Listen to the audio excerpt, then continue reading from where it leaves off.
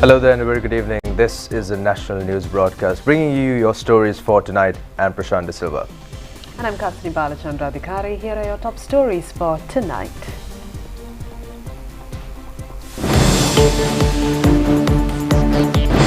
GCE Advanced Level Examination successfully conducts in 3,000 centres. Medical allowance extended through the President's Fund increased by 100%. 50% reduction to previously revised electricity tariffs. Levy on a kilogram of imported rice reduces. Hotline number to inform crimes against women and children. Additional vaccine for measles from 6th. 14 killed in Gaza from an Israel strike.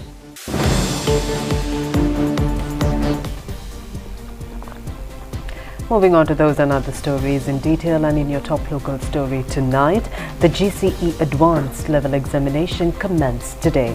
346,976 applicants sat for this year's examination. The examination was conducted in 3,000 centres. 319 coordinating centres have also been set up for the examination. The examination department has indicated that all measures were taken for the students to face the examination without any hindrances, even in disaster-stricken and prone areas.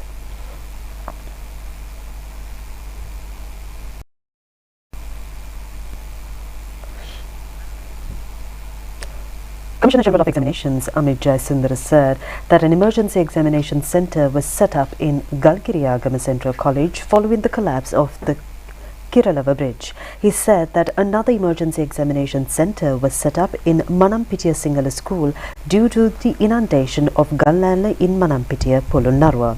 Accordingly, 37 students sat for their exams at the Galkiriyagama Central College, while 129 students sat for their exams at the Manampitiya Sinhala School. He said that reports have not been received over the failure for students to sit for their exams due to various conditions. The medical allowances provided by the President's Fund have been increased from 50% to 100% from this year. The relevant measures have been taken as per the directives of President Ranil Wickremesinghe. Secretary of the President's Fund, Sarat Kumar, has said that in line with the President's guidance, services offered to the public by the President's Fund will be expanded from this year. Accordingly, assistance will be extended from previously uncovered medical conditions. Medical and will cover eye surgeries from individuals under 21 years of age performed in private or semi-public hospitals. In an effort to minimize the influx of patients seeking medical assistance in the city, a streamlined registration system within the President's Fund for hospitals across the island has also been implemented. Furthermore, the stipend for post-working hours heart surgeries at Karapiti Hospital will be increased this year, with plans to extend this system to other hospitals. Additionally, starting this year, medical and payments of up to 1 million rupees will be provided for liver transplant surgeries for young children. Medical aid will be extended to cover cancer surgeries performed in private or semi-public hospitals. Moreover, more private or semi-public hospitals and government hospitals will offer medical aid for medical tests conducted externally before and after bone marrow transplant surgery, effective this year. The President's Fund raises the monthly income limit for medical aid from 150,000 rupees to 200,000 rupees, aiding middle-class individuals. A total of 3,458 applications have been received in 2023 and 845 million rupees have been disbursed as medical assistance. The President's Fund has implemented the program of providing scholarships for the students who have passed the GCE O-level exam and who need to be given relief in order to continue their education. Students who have passed the GCE Advanced Level Examination with top marks in the last 2 years have been selected at the district level and national level to provide financial assistance to those students. This year, another initiative was commenced for high-achieving students facing financial challenges after passing the GCE Advanced Level Examination. 50 students from one education division and 5,000 students from 100 education divisions are granted 6,000 rupees monthly for 24 months to support their generous certificate of education studies. A ceremonial event took place at the office premises yesterday, blessing the President's Fund staff for their year-end duties in 2024. It was held under the patronage of Chief Incumbent Hunupidiya Gangarame Colombo, Venerable Kirinde Assajithera. Secretary to the President Samaneka Nayaka and Secretary to the Prime Minister Anura Dissanayake were present on the occasion. A protest was organised in front of the Salon Electricity Board today. It was organised against the restructuring of the CEB. The employees of the Salon Electricity Board joined the protest during the lunch hour. They engaged in this protest to raise their objections against the draft bill to amend the Electricity Act. A protester claimed that the collapse of the Salon Electricity Board was due to the failure to change at appropriate times. He said that the result of such failure has been reflected in the high electricity tariffs. However, he inquired whether the change required is in the restructuring process. Media spokesman of the Salon Electricity Board, Engineer Noel Priantha, said that staff of the Salon Electricity Board was given time till the 3rd of January to provide their views and suggestions. However, he said that the employees were unable to provide any feasible and positive views and suggestions in this regard. He urged the employees to share their views and suggestions with the management without resorting to protests. Salon Electricity Board says 50% of the electricity tariff, which was increased previously, is reduced. Media spokesman of the Salon Electricity Board, Engineer Noel Priantha, said that the benefit of the hydropower generation will be extended to the consumers. CEB media spokesman Noel Priantha said that the Met Department has forecasted low rainfall. However, he said that the country experienced a heavy rainfall in the months of October, November and December. He said that the CEB will take necessary measures to extend the benefit of the rainfall to the public with the increased hydropower generation. He said that even though the tariffs were increased in the month of February, it was reduced in June. He added that the rates had to be increased in October, yet the CEB is expecting to reduce the tariffs by 50% in the coming days. Trade, Commerce and Food Security Minister Nalin Fernando pledges a significant reduction of 75% in the cost of living burden on the people by the end of the first quarter this year. He made his remarks during a press conference held at the Presidential Media Centre yesterday under the theme Collective Path to a Stable Country. Minister Nalin Fernando said that the government embarked on the year 2024 with a positive economic growth rate. He said that by the end of the first quarter, the cost of living burden on the people is projected to decrease by 75%. The existing tax policy assures continued relief for citizens in the future, he added. State Minister Piyal Nishanta, speaking to media, said that the market prices of fish have increased considerably in the recent past. State Minister Piyal Nishanta said that in each year the prices of fish products increase during this period. He said that one of the reasons for the price hike is the fishermen who venture into the ocean in multi-day trawlers and one-day trawlers remained with their families with the dawn of the Christmas and New Year. He said that measures have been taken to change the situation in a short span. The vegetable prices have also increased at present. Reports have indicated that vegetable stocks receiving to economic centres are at a lower level. Many cultivations have been destroyed due to the prevailing inclement weather condition leading to a low vegetable harvest during this period. President Ranil Wickremesinghe acknowledged the economic hardships faced by the public and assured that public servants would receive economic relief after the Thai Pongal celebration this year. He emphasized that with the stabilization of the country's economy, economic relief measures are being extended to the entire population. President Ranil Wickremesinghe made these remarks during a Jaffna and Kilinochchi district coordinating meeting today. During this meeting, the President addressed crucial issues concerning missing persons, land releases and environmental conservation in the Jaffna district. President Ranil Wickremesinghe said that the issue of resettling displaced persons cannot continue and that there should not be any displaced persons by 2025.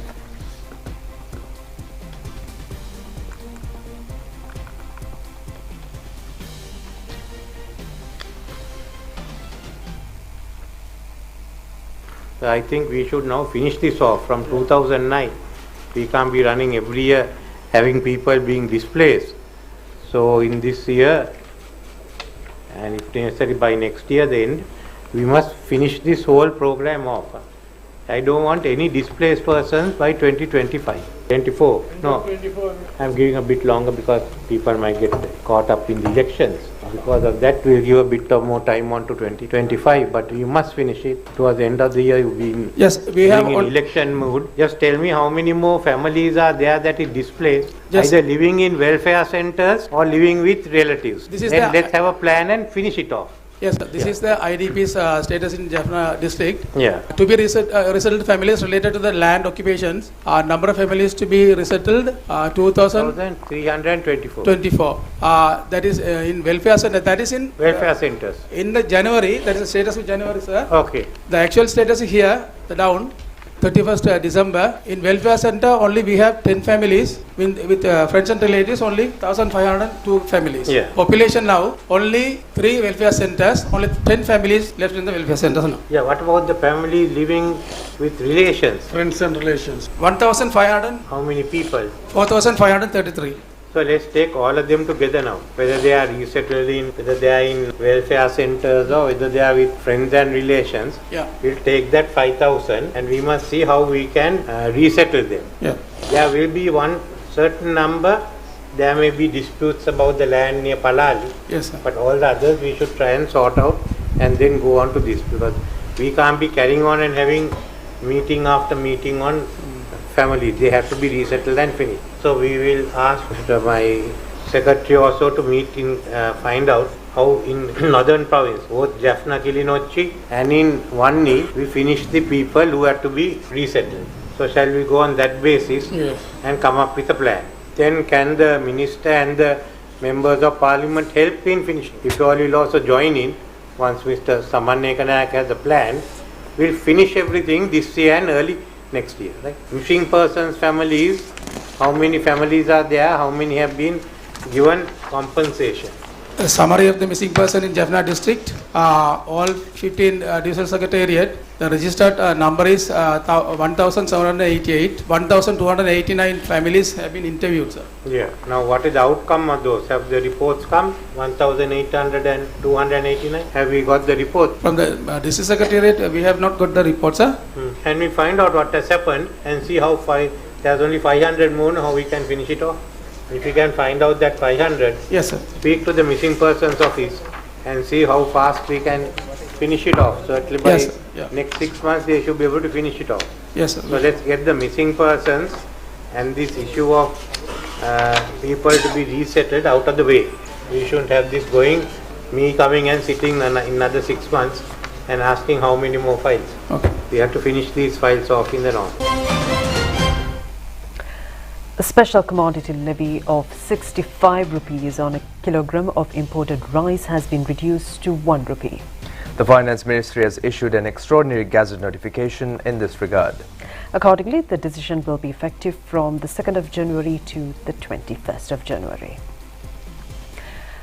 Minister Tiran Alas says that the online safety bill will be presented for the protection of women and children. The minister made these remarks during the event held today to launch a hotline number and website to inform crimes against women and children.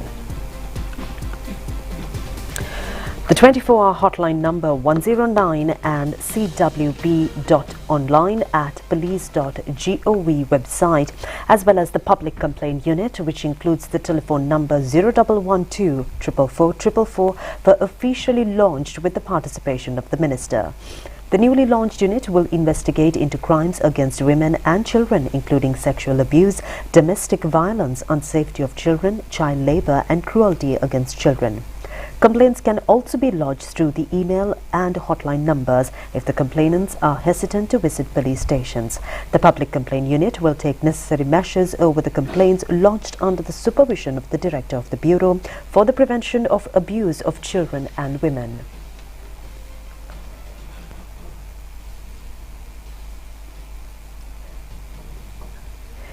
Minister Tiran Alas said that 8,000 complaints have been lodged in the year 2023. He said that out of which 3,000 were due to social media.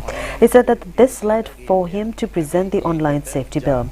He further said that despite the objection from various stakeholders and international entities, the bill will be presented on the 23rd of January. He said that they could share their views and suggestions until the 8th. Acting IGP Deshabanthu Tenagun said that the new mechanism will enable any individual, even from rural parts of the country, to lodge complaints. He said that within 48 hours, actions will be taken against the complaint. A total of 1,038 suspects connected to various trafficking activities, including illegal narcotics, have been taken into custody under the Yukti operation in the 24 hours ended at 12:30 this morning. Further investigation on 67 suspects under detention orders have been commenced. 84 have been identified to be in the suspects list of the Police Anti-Narcotics Bureau and Special Bureau. 43 of the apprehended suspects have been directed to rehabilitation centers. During the raids, police have apprehended 417 grams of heroin, 205 grams of ice drug, more than 2 kilograms of cannabis, more than 2 kilograms of mawa, 4 kilograms of hashish and 722 tablets and over 24,000 cannabis saplings. Valikanda police have been able to raid a large-scale spirit production center from Singhapura area, Valikanda. The raid was conducted under the Yuktiya operation. 3 suspects alleged to be cannabis and ice dealers as well as 35 spirit bottles have been taken into custody. The police special task force has taken 2 suspects into custody while transporting stock of equipment, including mobile phones imported into the country in a larger scale. The raid was conducted in Paliyagoda along the Nigambu Road. The suspects have been identified as residents of Colombo 12 and Wattala areas. Close to 200 mobile phones were taken into custody during the raid.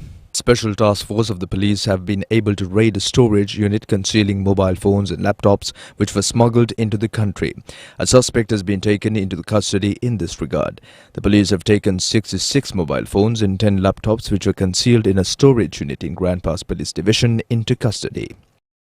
The police during a raid conducted in Thalawala area have apprehended 3 firearms and 24 cannabis saplings along with the suspect.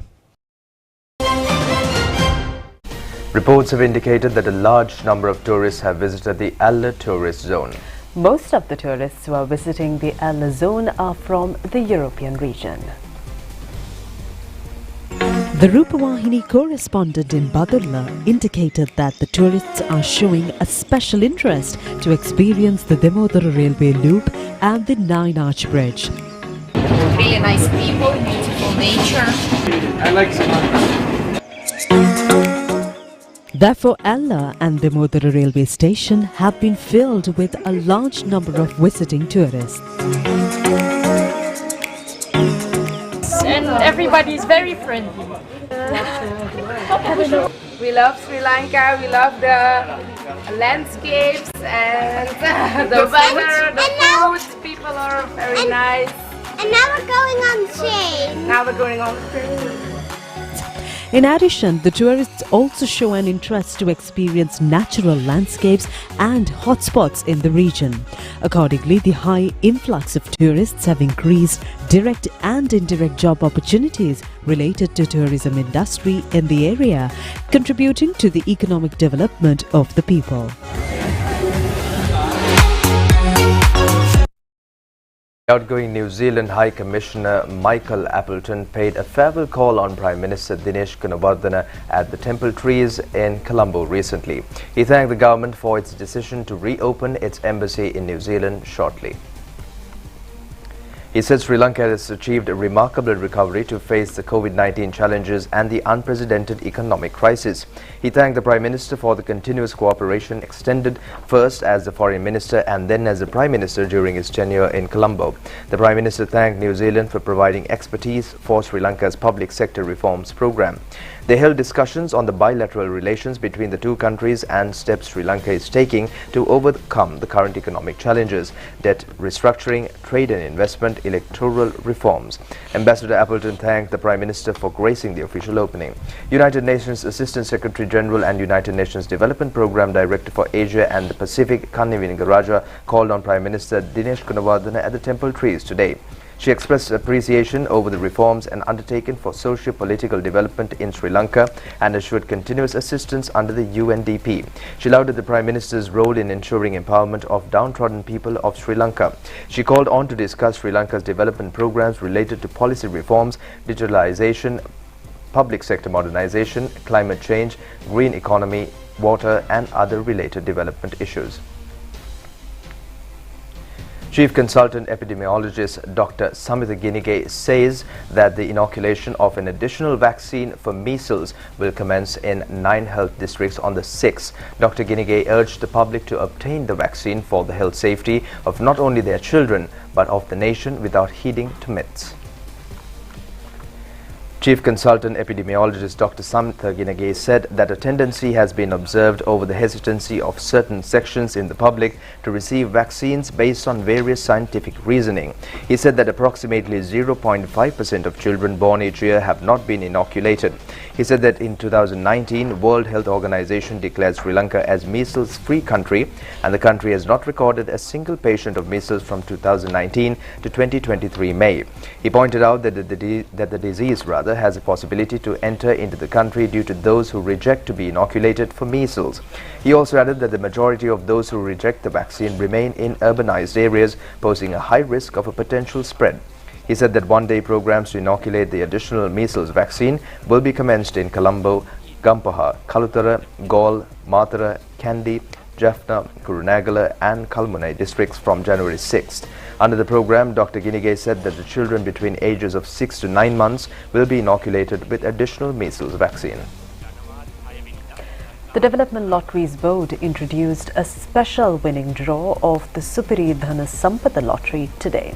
The new lottery has been named as a lucky bonus.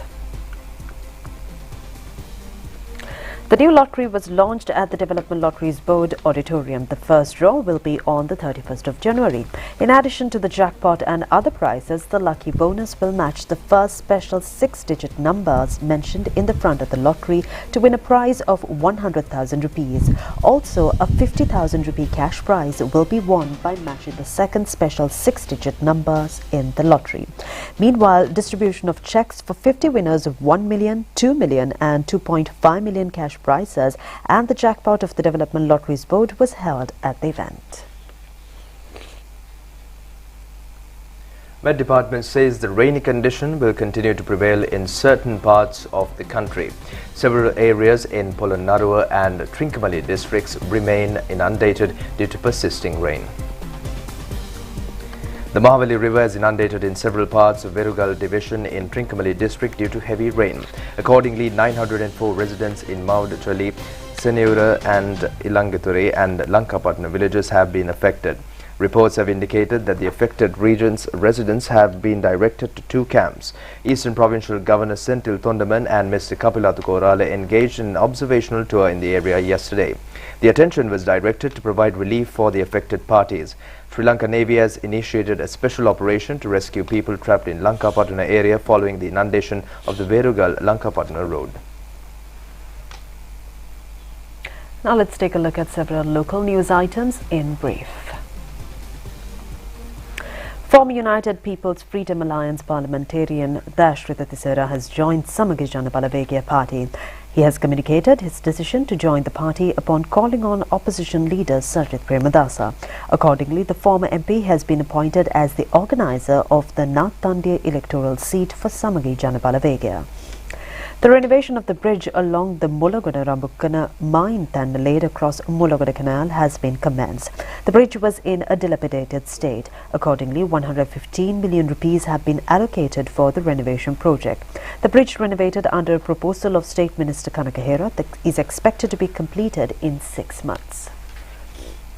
Wild elephant threat has been intensified in Kondurwabam village in Alahara division. The residents of the area claim that the wild elephants arriving from Minneria and Giritale reserve often destroy the cultivations. A herd of elephants which had arrived last night had ransacked several cultivations including banana. Foreign news on the other side of this break. මගේ කලා ජීවිතයට දැන් අවුරුදු ගාණක් වෙනවා. පුංචි මදුරුවෙක් හින්දා අහිංසක ජීවිත ගණනාවක් මේ ලෝකේ අතහැරලා ගිය අවස්ථා ඕන තරම් මම දැකලා තියෙනවා. දැන්වත් අපි මේක නතර කරමු.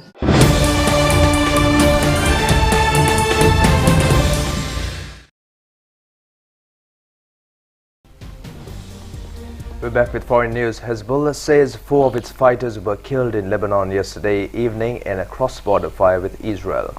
The Israeli military says it attacked terrorist infrastructure and reported attacks from Lebanon into Israel.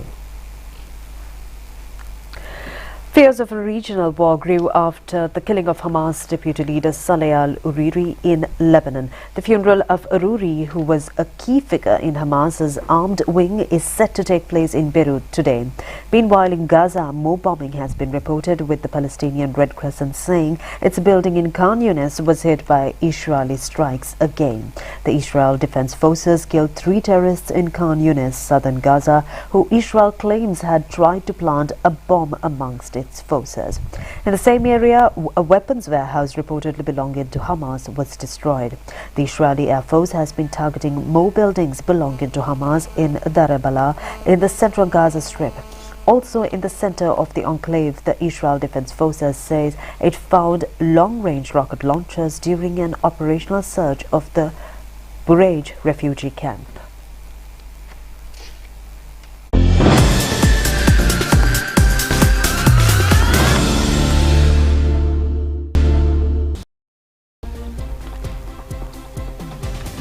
And in your sports news tonight, SSC managed to secure a 97 runs victory against Chilal Marians in the Interclub League tournament match recently. The tournament is organized by Sri Lanka Cricket. The match was played at the SSC grounds, Colombo. Batting first, SSC scored 185 runs for the loss of 6 wickets in their innings.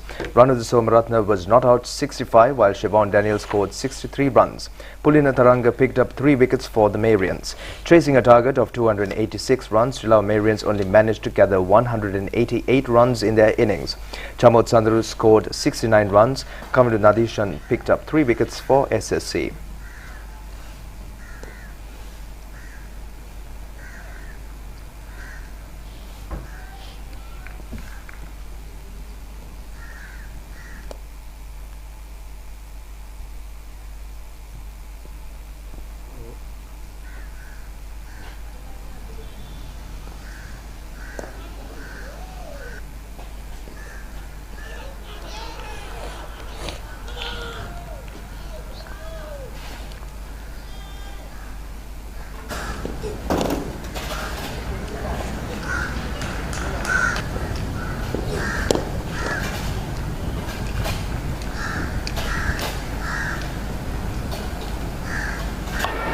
India secured victory in the second test match played against South Africa today.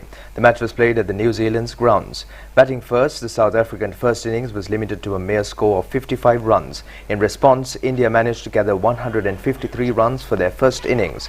The Indian Pacers managed to further limit the South African innings to a score of 176 runs, chasing a target of 78 runs. India managed to score 80 runs for the loss of 3 wickets. Accordingly, the series ended in a draw. Dean Elgar has named player of the series. And that concludes your news bulletin for tonight. We'll be back tomorrow as well with the very latest, together with Kasni and Prashant. Good night. Good night.